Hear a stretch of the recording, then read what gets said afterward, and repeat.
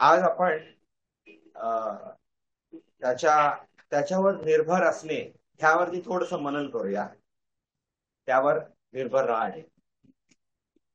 आपल्याला माहिती आहे स्तोत्र संहिता त्याचे किती अध्याय आहेत, किती स्तोत्र आहेत? 150. एकूण 150 स्तोत्र आहेत आपल्याकडे, आपल्या बायबलमध्ये. आणि त्या 150 स्तोत्रांमध्ये जास्त करून स्तोत्र प्रार्थना आहेत. त्या स्तोत्रांमध्ये काही उपासना आहे, काही आनंदाचे, काही धन्यवादाचे स्तोत्र आहेत. पण जास्त करून कोणी एकाने सांगितलं आहे अंदाजे 100 पर्यंत तर स्तोत्र प्रार्थना आहेत. देवा माझा त्याग का केलास, देवा मला अरिष्टांपासून सोडव, माझा न्याय करू नकोस. असे कितीतरी स्तोत्र प्रार्थना आहेत, विनंत्या आहेत, विनवण्या आहेत. मनुष्याची प्रवृत्ती आहे परमेश्वराकडे प्रार्थनेत मागणे. मनुष्याची प्रवृत्ती काय आहे? मागणे, घेणे. प्रेषितांची कृत्य ह्याचा 2रा अध्याय 42 वचन आपण काय वाचतो? तिथे 4 गोष्टी दिल्या आहेत. पहिल्या शतकातल्या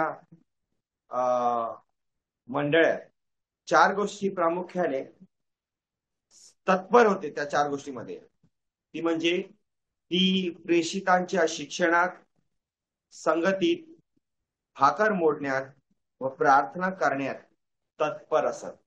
हे 4 मंडळीचे स्तंभ आपल्याला माहिती आहे. कदाचित या स्तंभांवरती पण आपण कधी कुठे आपल्या मंडळीत किंवा इतर कुठेतरी कोणाकडून तरी संदेश ऐकला असेल. 4 स्तंभ. तर 4 स्तंभांपैकी एक स्तंभ आहे प्रार्थना. आणि पहिल्या शतकातली मंडळी प्रार्थने तत्पर असत, सतत ना. या 4 गोष्टींमध्ये तत्पर. तत्पर म्हणजे इंग्लिशमध्ये तो शब्द आहे स्टेड फास्टली. स्टेड फास्टली म्हणजे कंटिन्युअसली, विदाउट एनी ब्रेक, सतत. प्रार्थना हा विषय आपल्याला माहिती आहे. प्रार्थना म्हणजे आपल्या गरजा देवासमोर मांडणे. प्रार्थना म्हणजे आपल्या गरजा देवासमोर मांडणे, अर्थात मागणे किंवा विनंती करणे किंवा विनवणी करणे. प्रार्थना म्हणजे आपल्याला या शब्दाचा अर्थ साधारणरित्या हा निघतो. जो माणूस सतत प्रार्थना करतो असं नव्हे की तो सतत मागत राहतो. प्रार्थनेचा आज आपण दुसरा एक पहलू किंवा दुसरा एक अँगल पाहूया. प्रार्थना जो सतत करतो त्याच्यावरून त्या माणसाची देवावर निर्भरता दिसून येते. तो किती देवावर निर्भर आहे, तो किती देवावर अवलंबून आहे. जो व्यक्ती देवावर अवलंबून असतो तो व्यक्ती नेहमी प्रार्थनेत असतो. प्रार्थना फक्त मागणे नव्हे, तर कोणी एकाने सांगितलं आहे की देवाशी आपले संबंध ना 2 वे कम्युनिकेशन आहे. कम्युनिकेशनच अर्थात 2 वे असतं. म्हणजे याची कॉर्पोरेटमध्ये आहे, त्यांना कळलं असेल. कम्युनिकेशन इज ऑलवेज 2 वे. एक आपले विचार व्हर्बल, नॉन व्हर्बल कम्युनिकेट करतो, नॉन व्हर्बली कम्युनिकेट करतो, आणि त्याचा उत्तर दुसऱ्याला कळलं आहे की नाही ते पण कम्युनिकेट होतं व्हर्बली किंवा नॉन व्हर्बली. जर मी काही म्हणत आहे तर कित्येक लोक तुमच्यापैकी ज्यांनी व्हिडिओ चालू केला आहे त्यांची मान हलताना दिसत आहेत. हे कम्युनिकेशन आहे. मी बोलतोय, माझे विचार मी माझा प्रस्तुत केले, ते तिथे जाऊन पोहोचले हे कसं कळतं मला? तर तुमच्यापैकी काही जणांनी जेव्हा होकार देतात, बोलायची गरज नाही, तुम्ही म्यूटवर आहात, पण तुमचे एक्सप्रेशन, हावभावावरून मला कळतं की हा कम्युनिकेट झाला. ह्याला म्हणतात कम्युनिकेशन. देवासंबंधी सुद्धा असंच आहे. देवाबरोबर कम्युनिकेशन, टू वे कम्युनिकेशन कसं असतं की आपण जेव्हा देवाशी बोलतो, देवाला मागतो, देवाला विचारतो, आपण प्रार्थनेद्वारे देवापर्यंत पोहोचतो. आणि देव आपल्याशी कसा बोलतो? कित्येक माध्यम आहेत ज्याच्याद्वारे देव बोलतो. एक, परिस्थिती अनुसार देव बोलतो. आपल्या प्रियजनांद्वारे देव बोलतो. प्रामुख्याने देव कसा बोलतो? प्रामुख्याने देव त्याच्या वचनाद्वारे बोलतो. मग जर आपल्याला देवाचं ऐकायचं असेल तर आपल्याला प्रामुख्याने परमेश्वराच्या वचनात सतत राहायला पाहिजे. मगच आपल्याला कळेल देव काय म्हणतोय. आणि परिस्थिती अनुसार किंवा आपल्या प्रियजनाद्वारे परमेश्वर काय आपल्याला सांगत आहे त्याची पुष्टी किंवा त्याची खात्री कुठून मिळते आपल्याला? परमेश्वराच्या वचनातून. तर टू वे कम्युनिकेशन आहे. जेव्हा मनुष्य परमेश्वराशी बोलतो तो प्रार्थनेद्वारे बोलतो, आणि जेव्हा देव मनुष्यांशी बोलतो तेव्हा तो वचनाद्वारे बोलतो. हे आपल्याला स्पष्ट आहे, ह्याच्यात काही मला नवीन काहीतरी सांगितलेलं नाहीये, आपल्याला माहिती आहे. प्रार्थना जेव्हा आपण हा शब्द वापरतो तेव्हा आजच्या या सकाळी परमेश्वर किंबहुना त्याचा आत्मा आपल्याला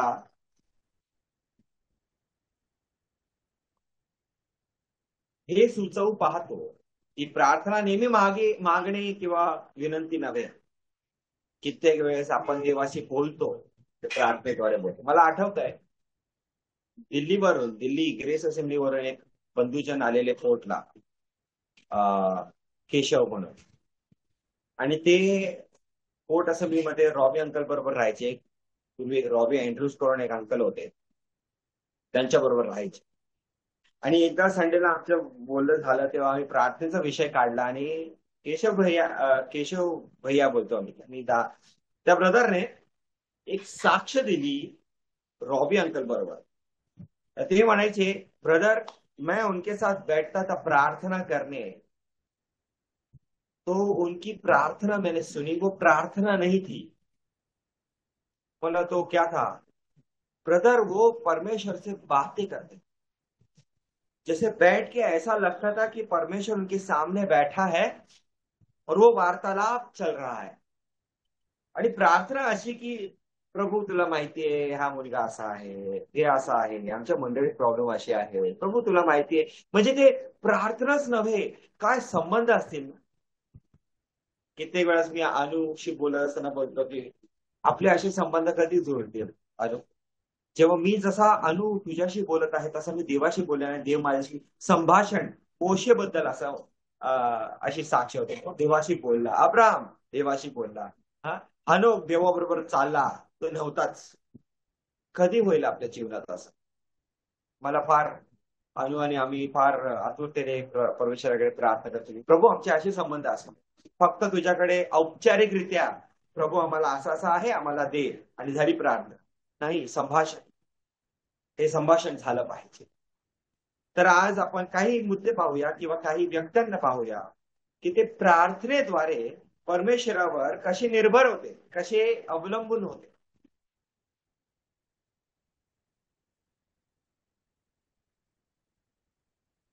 प्रार्थना इतर लोकांच्या मते प्रार्थना काय आहे हे एक उदाहरण देऊन समजवू इच्छितो. एकदा असं झालं की आम्ही जेव्हा या चिपळूणमध्ये होतो एका ठिकाणी, एका कापसाळ नावाच्या गावात, तेव्हा एक आमच्या परिचयाचा एक व्यक्ती होता. त्याचा मुलगी मला आठवत नाही, पण त्याचं बाळ आजारी होतं. आणि त्याच्या दुकानात गेलो आम्ही सामान घेतलं आणि मी त्याला विचारलं की बाबा बाळ कसं आहे? म्हणतात की ठीक नाही आहे, आजारी आहे, हे आहे ते आहे.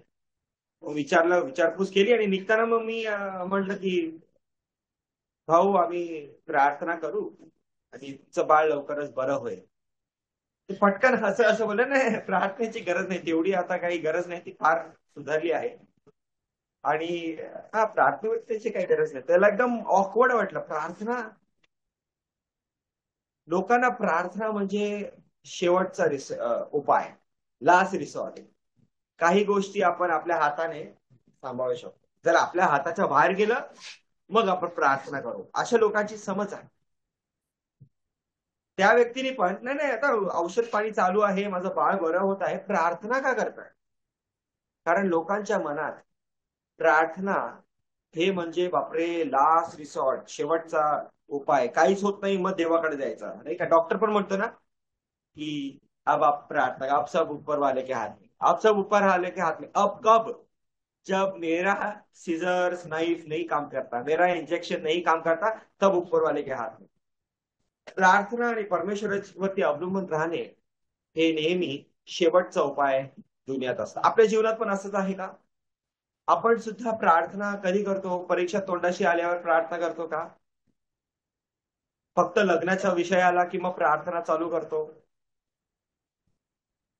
धंद्या पाण्यात खोटी किंवा असं तंगी आली की मग प्रार्थना करतो? आर्थिक परिस्थिती बिघडली मग प्रार्थना करतो? मग देवाची इच्छा जाणतो? मुलं होत नाहीयेत, 9 वर्ष झाली, मग प्रार्थनेला चालू करतो? प्रार्थना आपल्याला शेवटचा उपाय आहे का? प्रार्थना म्हणजे फक्त मागणे आहे का? प्रार्थना म्हणजे फक्त विनंती आणि विनवण्या करणे आहे का? प्रार्थना म्हणजे बंधुजन हो, सतत प्रार्थना म्हणजे काही नसताना, गरज असताना पण मी प्रार्थना करतो. याला म्हणतात देवावर अवलंबून राहणे, देवाशी संभाषण करणे, देवाबरोबर नाते जुडलेले असते. आज 3 व्यक्तींना आपण पाहू जे सतत देवाच्या सानिध्यात प्रार्थनेत. पवित्र शास्त्रातील उदाहरणे, अशी लोक जी देवावर पूर्णपणे अवलंबून होते. पहिलं नाव, असे भरपूर आहेत. मी 3 व्यक्ती म्हणजे 3 व्यक्ती होते असं नाही, भरपूर लोक आहेत. त्यापैकी 3 व्यक्तींना मी देवाच्या आत्म्याने मला निवडून मजपर्यंत आणलं, जे मी तुम्हापर्यंत पोहोचवत आहे. असे 3 लोक ज्यांच्या जीवनात भरपूर असे टप्पे होते जिथे त्यांनी प्रार्थना केली. त्यापैकी काही टप्पे मी पाहिले, घेतले, उचलले आणि आपण पाहत आहोत त्या टप्प्यांवर. पहिलं नाव, पहिली व्यक्ती जी माझ्या डोक्यात येते, जी प्रार्थनेत सतत होती आणि देवावरती अवलंबून होती, ती म्हणजे नहेम्या. नहेम्याबद्दल असं म्हणतात की नहेम्याच्या पुस्तकात 14 वेळेस तो प्रार्थनेत होता. 14 वेळेस त्याची प्रार्थना नोंद झाली आहे.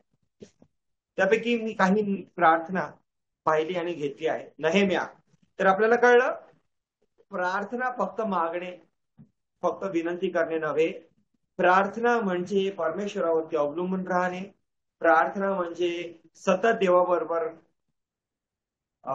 संभाषण करणे, सतत देवाबरोबर नाते जुडलेले असणे, है ना. प्रार्थनाबद्दल आपण रॉबी अंकल आणि इतर गोष्टी पाहिल्या. काय आहे प्रार्थना म्हणजे? आता परमेश्वराच्या पवित्र वचनातून आपण हे पाहत आहोत उदाहरणे. पहिलं उदाहरण नहेम्या, 14 वेळेस त्याची प्रार्थना आहे. त्यापैकी काही टप्पे मी पाहिले.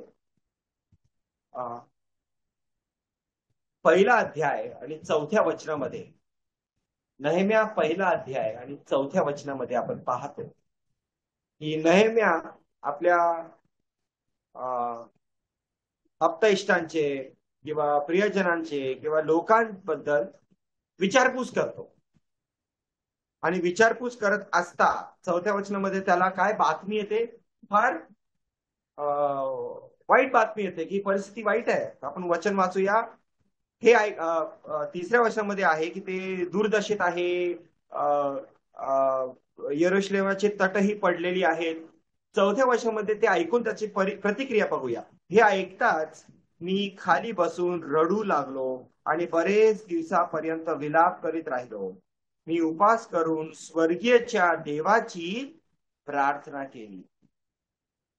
संकट येताच आपली परिस्थिती काय आहे? आपली पहिला पाऊल काय असतं? योहान शुभवर्तमान 6व्या अध्यायाच्या 19व्या वचनामध्ये जर पाहिलं, योहान शुभवर्तमान 6वा अध्याय 1 ते 15 आपण पाहतो, चमत्कार करतो प्रभू येशू ख्रिस्त. 5,000च्या अधिक लोकांना तो खाऊ घालतो. आता इथे 19व्या वचनामध्ये तुफान आलाय आणि ते लोक काय करतात? पहिले वल्लवतायत. पहिले आपण स्वतः कार्य करणार, मग आपण देवाकडे जाणार. पहिली प्रतिक्रिया मनुष्याची काय होते? आपण काय करू शकतो, आपण काय करू शकतो. नेहमीची परिस्थिती काय होती? पहिली त्यांनी प्रार्थना केली. आता वचन वाचणार नाहीयेत, पटपट आपण संदर्भ पाहणार आहोत. नेहम्या पहिला अध्याय 4थ्या वचनामध्ये त्याने परिस्थिती ऐकताच प्रार्थना केली. दुसऱ्या अध्यायाच्या 4थ्या वचनामध्ये आपण पाहतो, राजाला उत्तर द्यायच्या अगोदर, राजाने विचारलं तुझं तोंड का उतरलंय, त्याच्या उत्तर द्यायच्या अगोदर राजा समोर तो काय करतो? प्रार्थना करतो. प्रार्थना करतो. सनबलट आणि तोबिया यांची संकट आल्यावर 4था अध्याय 4 ते 5, 6वा अध्याय 9वं वचन आणि 14वं वचन, याच्यामध्ये नेहम्या प्रार्थना करतो. संकट आल्यावर प्रार्थना करतो. पापांची प्रायश्चित करताना किंवा त्याचा धावा करताना 9व्या अध्यायाच्या 5 वचन ते 38 वचन आपण पाहतो, नेहम्या प्रार्थना करतो. आणि शेवटचं 13व्या वचनात 13व्या अध्यायाच्या 29व्या वचनामध्ये पाहतो, तो दंड देत आहे याचकांना आणि इतरांना. तो माफ करा, तोबियाला दंड देत आहे. आणि तोबियाचे बरोबर ज्यांनी साथ दिली तोबियाला, त्यांना दंड देताना पण तो प्रार्थना करत आहे. नेहम्याच्या जीवनामध्ये बघा, प्रार्थना प्रार्थना प्रार्थना, हे करायचंय प्रार्थना. संकटाला प्रार्थना, देवा काहीतरी बातमी ऐकली प्रार्थना. मला निर्णय घ्यायचा, सुट्टीचा अर्ज करत होता राजाकडे, सुट्टीचा अर्ज करताना प्रार्थना केली, दंड देताना प्रार्थना केली. एक नेहम्याच्या जीवनात आपण प्रार्थना पाहतो. मागत नाहीये, सतत देवाबरोबर संबंध आहे. काय आहे, काय घडामोडी होत आहेत ते सतत जणू काय देवाला सांगत आहे ना. किती किती विशेष आणि किती सुंदर गोष्ट आहे. दाविदाचे जीवन, दुसरा व्यक्ती ज्याच्या जीवनामध्ये आपण पाहतो प्रार्थनेविषयी, दावीद पहिल्या शमूएलाच्या 23व्या अध्यायामध्ये 2 प्रसंग आहेत जिथे दावीद अगदी लहान मुलासारखा परमेश्वराकडे जातो. पहिल्या शमूएलाचा 23वा अध्याय पहिले 2 वचनामध्ये आपण पाहतो की कैला नगरात फलिस्तीन लोक हे करतात, आक्रमण करतात. आणि दावीद कसं लहान मुलांसारखं देवाकडे जातो, ते वचन मी वाचतो ऐका. पहिले शमूएल 23वा अध्याय पहिले 2 वचन. दावीदास बातमी लागली की फलिस्तीन लोक कैला नगराशी लढत आहेत आणि धान्याची खळी लुटीत आहेत. तेव्हा दावीदाने परमेश्वरास विचारले, मी जाऊन ह्या फलिस्त्यांवर मारा करू काय? परमेश्वर त्यास म्हणाला, जा फलिस्त्यांना मारा करून कैलाचा बचाव कर. किती लहान मुलासारखं ना. प्रभू मी जाऊ का मारा करायला? फलिस्ती लोकांना मारा करायला जाऊ, त्यांना सोडायला जाऊ? त्याच अध्यायामध्ये पुढे जेव्हा त्याला कळतं की शाऊल येतोय आणि आपल्याला आक्रमण करणार आहे, शाऊल माझ्यासाठी येतोय, 10 ते 12 या वचनामध्ये आपण पाहतो, त्याच अध्यायाच्या 10 ते 12 वचनामध्ये, की जेव्हा शाऊलाची बातमी येते, पुन्हा परमेश्वराकडे तो वळतो आणि बोलतो, प्रभू शाऊल येतो, हे खरं आहे का? कैला नगर मला त्याच्या स्वाधीन करतील, खरं आहे का? मी जाऊ का? मी पळून जाऊ का? म्हणजे किती निर्भरता दिसून येते, किती अवलंबून आहे परमेश्वरावर दावीद, की प्रत्येक गोष्टीमध्ये दावीद विचारतोय, प्रभू मी हे करू का? प्रभू मी असं करू का? प्रभू मी पळून जाऊ का? प्रभू मी आक्रमण करू का? दुसरा व्यक्ती. तिसरा व्यक्ती जो सर्वात उत्तम उदाहरण आहे प्रार्थनेचा, तो आहे प्रभू येशू ख्रिस्त. प्रभू येशू ख्रिस्त आपल्या जीवनात प्रार्थनेत सतत वेळ घालवत होता. आपण पाहतो भोजनापूर्वी हिशोबकार स्मरण करत प्रभू येशू ख्रिस्त करत होता. योहान शुभवर्तमान 6वा अध्याय 11 वचन. ते भाकरी आणि हे आलं तेव्हा त्यांनी काय केलं? प्रार्थना केली. 12 शिष्यांना निवडायच्या पूर्वी शुभवर्तमान 6वा अध्याय 12 आणि 13 मध्ये पाहतो, 12 शिष्यांना निवडण्यापूर्वी प्रभू येशू ख्रिस्त प्रार्थना करतो. लाजरला उठवण्यापूर्वी त्याच्या कबरेसमोर प्रभू येशू ख्रिस्त प्रार्थना करतो. योहान शुभवर्तमान 11वा अध्याय 41 आणि 42 मध्ये. लाजरला आता उठवणार तो, त्याने काय केलं? पहिलं प्रार्थना केली. आपल्या शिष्यांसाठी सर्वात मोठी प्रार्थना केली. योहान शुभवर्तमान पूर्ण अध्याय लिहिलाय 17वा. शिष्यांसाठी तो प्रार्थना करतो. गेतशेमाने बागेत तो रडत कणत प्रार्थना करतोय. लूक वर्तमान 22 अध्याय 39 ते 46. मरणापूर्वी वधस्तंभावरून त्याने तीनदा प्रार्थना केली. म्हणजे विचार करा, तिथे पण प्रार्थना करतोय, क्षमेची विनंती करतोय, हे पिता यांना क्षमा कर, कारण यांना माहित नाही काय करताय. लूक वर्तमान 23 अध्याय 34 वचन. त्याग का केलास प्रभू, तू माझा त्याग का केलास, परमेश्वराशी बोलत आहे, ती प्रार्थना आहे. मार्क वर्तमान 15 अध्याय 34 वचन. आणि आत्मा सोपत असताना, म्हणजे मरताना सुद्धा तो परमेश्वराला बोलतो, प्रभू मी माझा आत्मा तुझ्या हाती सोपत आहे. लोक वर्तमान 23 अध्याय 46 वचन. हे तीन व्यक्तींनी तुम्ही अभ्यास करा ह्यांच्याबद्दल. वेळ कमी आहे, आपण पूर्ण अभ्यास करू शकत नाही, पण माझी आशा आहे की ह्याने आपल्याला ट्रिगर होईल आणि आपण आज मनन करू आणि या तिघांवरती विचार करू, कसे हे व्यक्ती आपल्या जीवनात प्रार्थनेत व्यतीत करत होते आपले जीवन. उदाहरणावरून प्रार्थना ही देवावरती अवलंबून राहणे आहे. आणि हे तिन्ही लोक देवावर कशा प्रकारे अवलंबून होते? प्रार्थनेद्वारे.